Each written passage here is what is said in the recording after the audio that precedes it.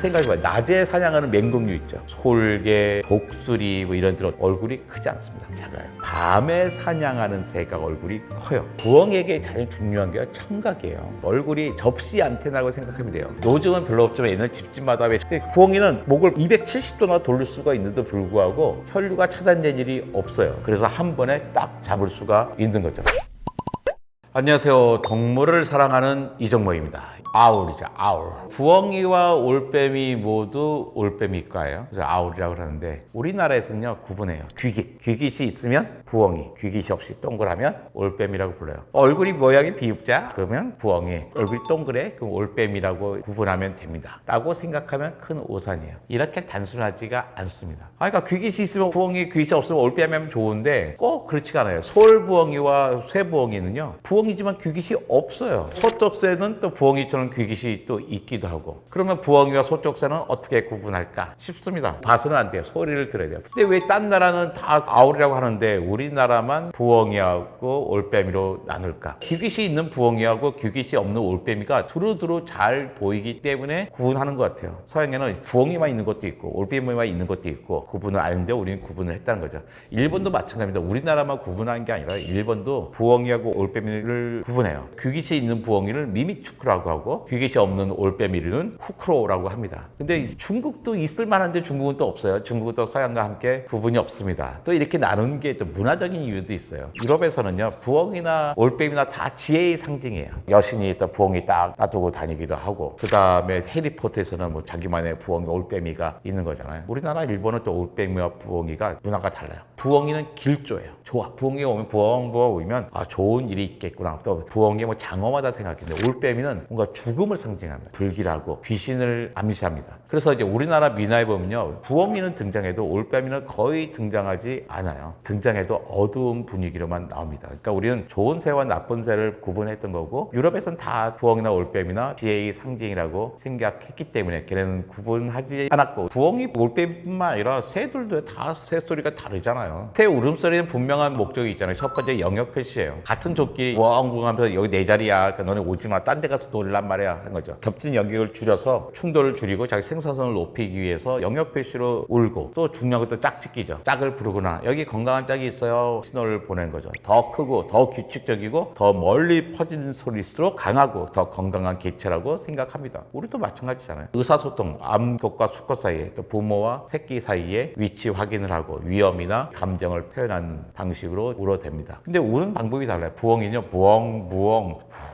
후 이렇게 울어요. 낮은 소리고 웅장합니다. 저음은 넓게 퍼진다 그랬잖아요. 숲속이나 강변 등 넓은 지역에서 많이 퍼집니다. 저음은 나무와 언덕, 바위를 사이를 잘 통과하거든요. 특히 밤에는 먼 거리까지 소리가 났죠. 덩치가 큰 부엉일수록 울음이 크고 낮은 소리가 납니다. 근데 이거에 비해서 올빼미는 콕콕콕콕콕콕콕 뭐 이런 소리예요. 올빼미하고 부엉이 소리는 완전히 달라요. 같은 아울이지만 부엉이는 부엉이라고 우는데 아니 여러분들 올빼미도 부엉부엉 울었으면 부엉이랄 텐데 울음소리 갖고 부엉이라는 이름을 붙였는데 생물학적으로는 같은 과지만 우리가 보기엔 소리가 다르니까 다른 거라고 이제 붙일 수밖에 없었던 것 같아요. 부엉이 소리보다 높고 작고 떨리는 소리가 나요. 되게 높은 음입니다. 빽빽한 숲, 바위 틈 같은 서식지에 맞춰서 소리가 잘 퍼지는 음역대의 소리 냅니다. 소쩍새는 재밌죠. 소쩍소쩍 하고 하면 쏙쏙쏙, 소쩍소쩍, 쏙쏙쏙쏙 뭐 이런 식으로 울어요. 고음이고 이제 반복적이고 간결한 소리를 냅니다. 그러니까 작은 체구에 맞는 높은 소리를 내고 있는데 잎이 많고 바람이 부는 숲속에서는 높은 소리가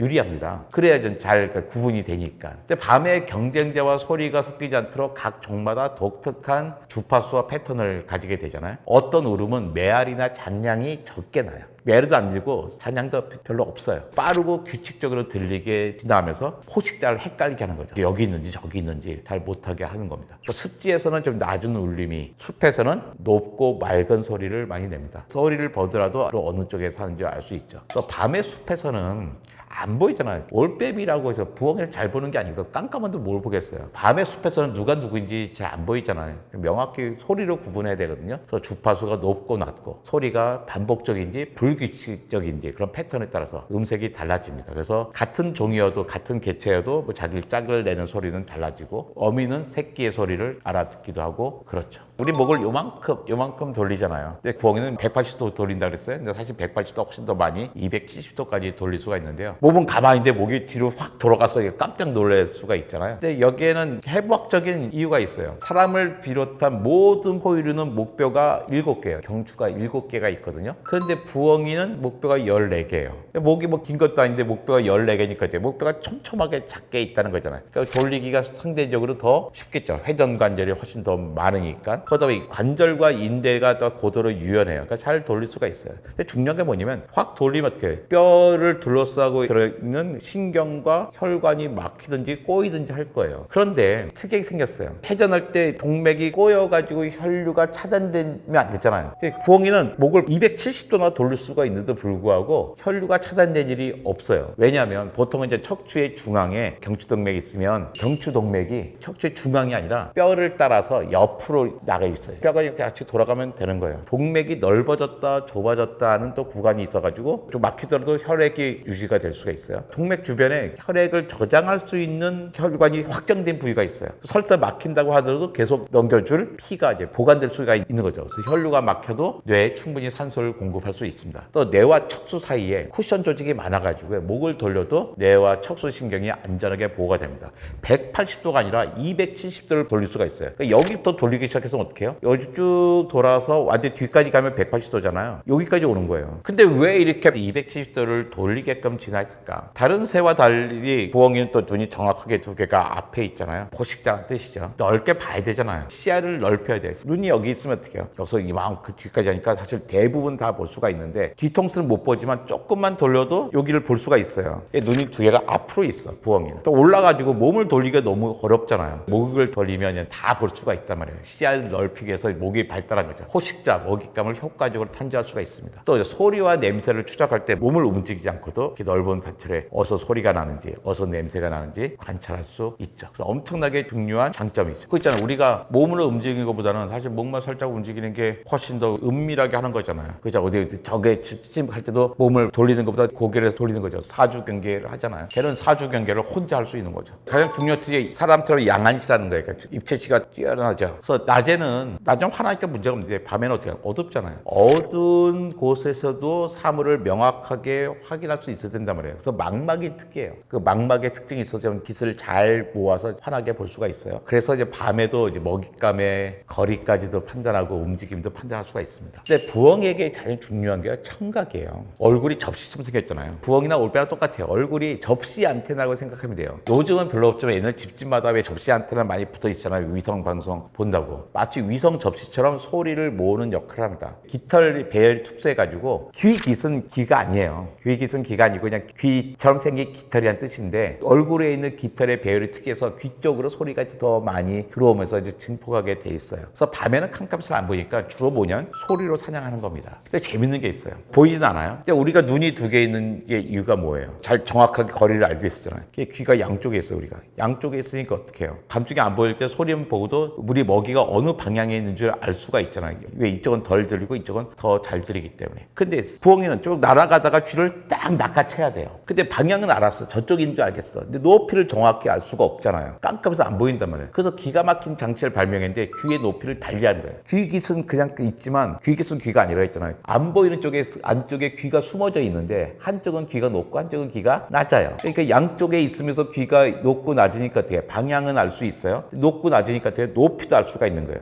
그 차이를 구분하니까. 그래서 한 번에 딱 잡을 수가 있는 거죠. 사람은 그럼 사람도 어떻게 해요? 한쪽 귀는 높고 한쪽 귀는 낮으면 얼마나 유리했겠어요. 근데 사람들의 포식자는 주로 위에서 나타나지 않았어요. 그러니까 굳이 그럴 필요 없었고 그러면 보기 안 좋아요. 사람들이 보기에 딱 대칭인 걸 예쁘다고 생각하기 때문이죠. 부엉이도 귀깃은 그대로 겉에 보기에는 대칭이잖아요. 눈에 안 보이는 귀가 비대칭일 뿐입니다. 크고 둥근 얼굴은 밤의 사냥꾼으로 아주 최적화된 진화라고 할 수 있어요. 생각해봐요. 낮에 사냥하는 맹금류 있죠. 솔개, 황조롱이, 독수리 이런 들 어떻게 해요? 얼굴이 크지 않습니다. 얼굴이 작아요. 밤에 사냥하는 새가 얼굴이 커요. 접시 안테나 역할을 하기 때문입니다.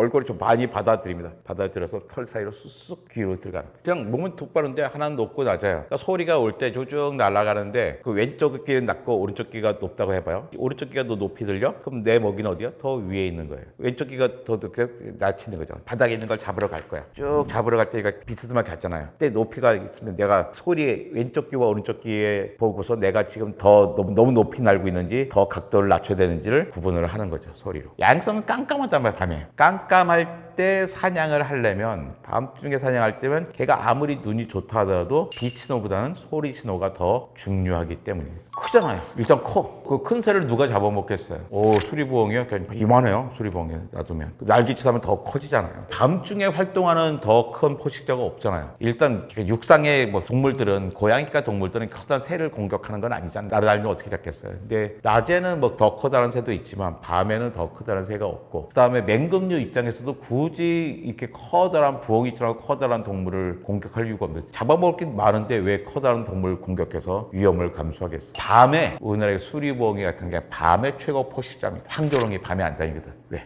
귀 안 좋아요. 얼굴 조그만 애잖아요. 오히려 눈으로 사냥하는 애들입니다. 그만큼 빠를 필요도 없어요. 날아다니니까 당연히 빠르긴 하지만 독수리, 황조롱이 얘네처럼 빠르진 않습니다. 빠른 것도 위험할 수도 있죠. 왜? 너무 빠르면 내가 소리를 정보를 쳐야 하는데 그러면 안 되잖아요. 그러니까 적당하게 빠르게 쥐가 추추추 막 엄청나게 빨리 달리는 쥐 정도보다는 빠르죠. 날아다니니까. 하지만 무슨 뭐 쌕쌕이처럼 빨리 다닌다 그런 정도는 아닙니다. 다큐멘터리를 보여주는 건요 휙 한 게 아니라 주로 이렇게 슬로우 비디오로 잡는 걸 보여줍니다. 사실은 빨라요. 휙 가요. 그런데 낮에 주행성 포식 맹금류 부대에 비하면 정말로 느려요. 그거 때문에 느린 거지 그래도 빨라야 잡죠. 느리고서 어떻게 잡겠어요. 날개 깃털들은 가장 중요한 건 속도를 잘 날기 위해서인 거잖아요. 근데 부엉이 같은 경우는 밤에 사냥을 하니까 은밀하게 해야 돼. 왜? 소리로 사냥을 하는데 자기 날개 소리에서 포덕포덕 소리가 많이 나면 어떡해요. 자기가 혼동돼 버리는 자기 때문에 어떻게 자기 날개짓에서는 최소한 소음이 덜 나게끔 날개의 모양과 깃털 모양이 딱 최적화되어 있습니다. 보통 편지 배달하는 것은 비둘기가 하죠. 근데 왜 해리포터에서는 왜 부엉이 올빼미들이 하는데 해리포터는 철저하게 그리스 신화를 반영한 판타지물이거든요. 근데 그리스에서 부엉이가 지혜의 전달자예요. 내 지혜를 저기서 딱 갖다 편지를 갖다 주고 그러거든요. 그래서 거기에 편지 배달부로 나오잖아요. 지혜를 배달해주는 생물로 나올 뿐이지 실제로 그렇게 뭐 사람들이 훈련시켜가지고 뭘 갖다 주기는 수는 없어요. 또 이게 아니야. 왜 비둘기를 했겠어요? 비둘기 똑똑하게 되지만 비둘기는 먹는 게 적어요. 곡식 먹이면 돼. 근데 부엉이 올빼미는 다 포식자야. 뭘 먹여야 돼. 고기를 먹여야 되는 거야. 그들을 키워가지고 하기에는 우리가 어렵죠. 근데 왜 곡식들 막 싸놓으면 와서 먹지만 우리가 뭐 쥐를 갖다 싸놓고서 키울 수는 없잖아요. 그러니까 그런 식으로는 훈련되지 않을 것 같아요. 자기는 너무나 야생성이 강한 동물인 거죠. 비둘기로는 옛날에 전서구라고 해가지고 2차 대전 때까지도 그 썼죠. 전쟁 통에 여러 가지 어려우니까 비둘기에다 밖에 발에다 편지 묶어가지고 아니면 거기다 있잖아요. 조금 통을 갖다 매놔요. 조그만 통, 편지통. 그러면 걔가 위치를 찾아가서 딱 주고 딱 답장 써서 다시 본부로 보내고 이런 거 했었습니다. 걔가 똑똑하기보다는 똑똑하죠. 그러니까 자기 어느 위치에서 어느 위치까지 가는지는 아는 거죠. 몽골의 그 쌍봉 낙타들이 그 사람들 딱 보면 자기 딱 타면은 얘기하지 않아도 톡톡 거서 어디까지 데려다 주고 그럼 그 집에서 돌아갈 때 술 취해서도 낙타만 타면 걔가 터벅터벅 자기 개리에 데려다 주고 이렇게 하잖아요. 그 정도의 위치는 찾습니다. 절대 비추입니다. 부엉이 카페도 있고 막 그러잖아요. 그막 부엉이 묶어놓고 일본에 가봤어요. 이 부엉이 새끼 이쁘죠. 그냥 막 사진 찍고 착하고 있는데 스트레스 뭐예요? 스트레스 쌓인 게. 부엉이는 야행성 맹금류입니다. 주로 가면 어떻게 해요? 야행성이면 우리가 잠잘 때 활동해야 되는데 우리가 같이 깨어 있어야지 반려동물이 되는 거잖아요. 야행성도 어떻게 같이 할 수가 없잖아요. 거기다 부엉이는 아주 조용한 환경, 넓은 환경. 밤에만 활동해야 돼. 근데 우리가 인간이 같이 살려면 조용한 환경이 아니야. 넓은 곳도 아니야. 낮에 활동해야 돼. 적당하지 않은 거예요. 또 부엉이는 단체 생활을 안 한단 말이에요. 단독 생활을 해야 돼요. 근데 우리가 반려 생활하면 동물이 어떻게 같이 살아야 되잖아요. 엄청나게 스트레스 받을 거예요. 부엉이 카페에 가 있는 부엉이 보세요. 발 묶어가지고 걔를 지쳐가지고 옆에서 가만히 놔도 사진 찍고 있는 거죠. 자포자기하고 있는 거예요. 그러니까 저는 부엉이 카페에 가는 것도 추천하지 않고 부엉이를 키우는 건 정말로 비추죠. 또 우리나라는 허가 없이 맹금류란 말이에요. 부엉이는 맹금류를 소유하고 사육하는 것 자체도 그냥 불법이에요. 그러니까 하면 안 되는 거예요. 하다가 또 방생하면 어때? 자연 방생이 거의 불가합니다. 걔네들은. 나오면 걔 스트레스 받다가 죽여버리는 거예요. 그러니까 부엉이를 반려동물로 키울 생각은 하지 않으셨으면 좋겠습니다.